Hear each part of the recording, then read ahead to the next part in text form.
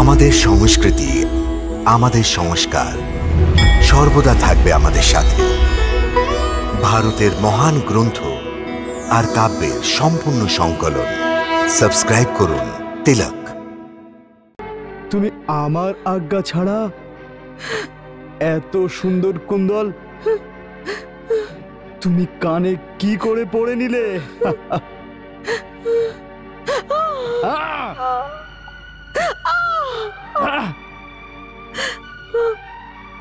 এখন আমি এইগুলো নিজের কানে ধারণ করব।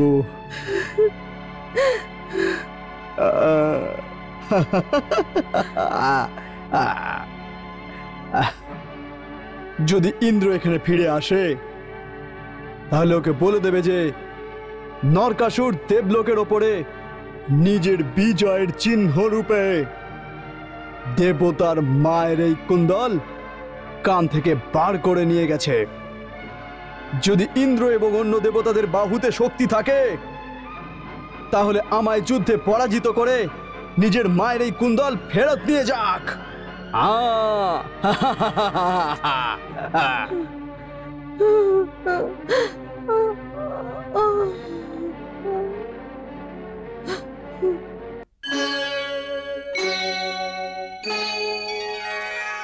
আমাকে ত্রাণ করো, আমাকে ত্রাণ করো, আমাকে ত্রাণ করো, আমাকে ত্রাণ করো।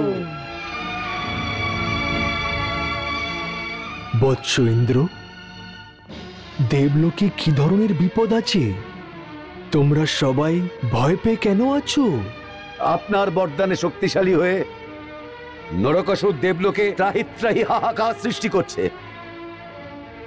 আমরা সবাই ওর পাপে পীড়িত হয়ে আপনার শরণে এসেছি প্রভু। পুত্ররা, এটা সত্যি যে নরকাসুর নিজেই তপস্যা করে আমার থেকে শক্তি প্রাপ্ত করেছে। সেই জন্যই তো পাগল হয়ে এমন কাজ করছে যা দেবলোকে কখনো হয়নি। ও দুঃসাহস করে দেবতাদের মাতা অদিতির কান থেকে কুণ্ডল ছিনিয়ে নিয়ে বলছে দেবতাদের মধ্যে যদি শক্তি থাকে তাহলে নিজের মাতার কানের গয়না ছাড়িয়ে নিয়ে যাক। এখন আপনি বলুন প্রভু, এখন আপনি আমাদের পথ বলে দিন প্রভু। আমরা কি করব, আমরা কি করব প্রভু? এর জন্য আমি সক্ষম নই। নরকাসুরকে দেবতারা মারতে পারবে না, আর ওই বর আমার থেকেই পেয়েছে। দেবতাদের শক্তি ওর আগে নিষ্ক্রিয়। কিন্তু যদি দেবতাদের রক্ষা না হয় তাহলে আপনার বানানো এই সৃষ্টির বিধান ধ্বংস হয়ে যাবে। দেবতারাই যদি না থাকে তাহলে ধর্মের পালন কে করবে? পাপী যদি সফল এবং বলবান হয় তাহলে কেউ পুণ্যের পথে কেন যাবে? প্রত্যেক জায়গায় অধর্মের সাম্রাজ্য ছড়িয়ে পড়বে। কেউ কারো সম্মান কেন করবে প্রভু? ভালো কেন করবে? এটা সত্যি যে তোমরা ওর সাথে লড়াই করতে পারবে না, কিন্তু একটি শক্তি এই সময় পৃথিবী লোকে আছে যে ওকে পরাজিত করতে পারে। কে ওই শক্তি প্রভু? ওই শক্তি কে প্রভু? নরকাসুর আমার কাছ থেকে দেবতাদের সাথে পরাজিত না হওয়ার বর চাইছিল। নিজের অহংকারের জন্য ও মানবকে তুচ্ছ বলে মনে করেছে। মানবের মধ্যে না মরার বরও চাইনি।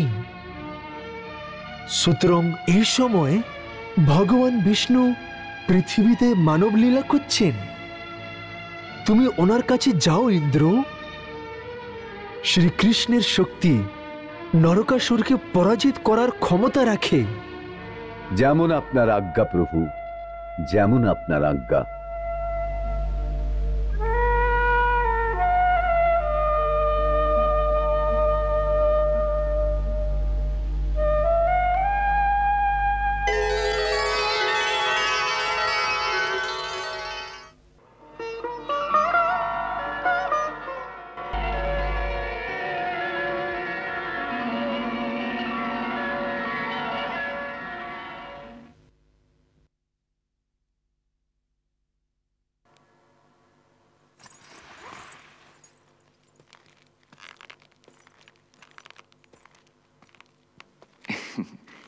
দ্বারিকাতে দেবরাজ ইন্দ্রকে স্বাগত জানাই।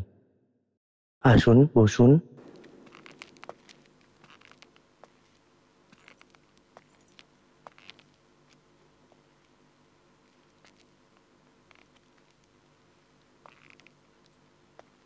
আসন গ্রহণ করুন।